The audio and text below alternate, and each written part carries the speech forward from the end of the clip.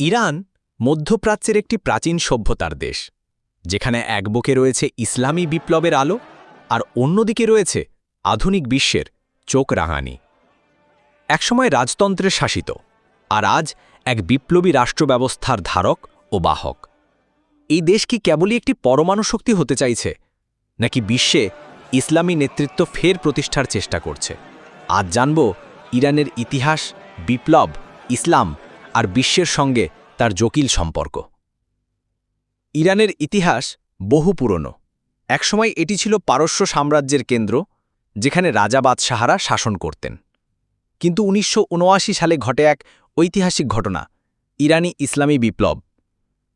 ইমাম রুহুল্লাহ খুমেইনির নেতৃত্বে রাজতন্ত্রের অবসান ঘটে এবং গঠিত হয় ইসলামিক রিপাবলিক অফ ইরান। এই বিপ্লব কেবল রাজনৈতিক ছিল না, এটি ছিল এক আদর্শিক, ধর্মীয় এবং সাংস্কৃতিক পরিবর্তন। ইরান এখন একটি শিয়া ইসলামিক রাষ্ট্র, যেখানে শাসন চলে আল্লাহর আইন অনুসারে ধর্মীয় নেতাদের নেতৃত্বে। তাদের ধর্মীয় নেতাকে বলা হয় সুপ্রিম লিডার। বর্তমানে তিনি হলেন আয়াতুল্লাহ আলী খামেনেই। ইরানের পরমাণু কর্মসূচি বহুদিন ধরেই আন্তর্জাতিক পর্যায়ে বিতর্কের বিষয়।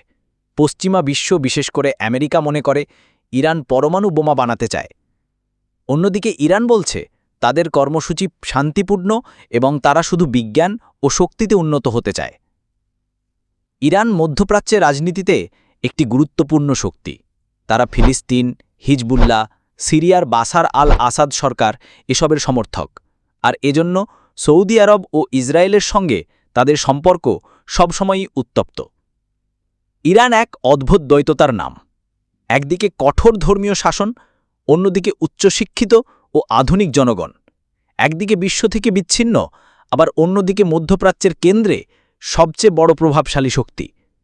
প্রশ্ন হচ্ছে, ইরান কি শুধুই একটি ধর্মীয় বিপ্লবের প্রতীক, নাকি এ দেশ একদিন হবে আধুনিক বিশ্বের জন্য এক নতুন উদাহরণ?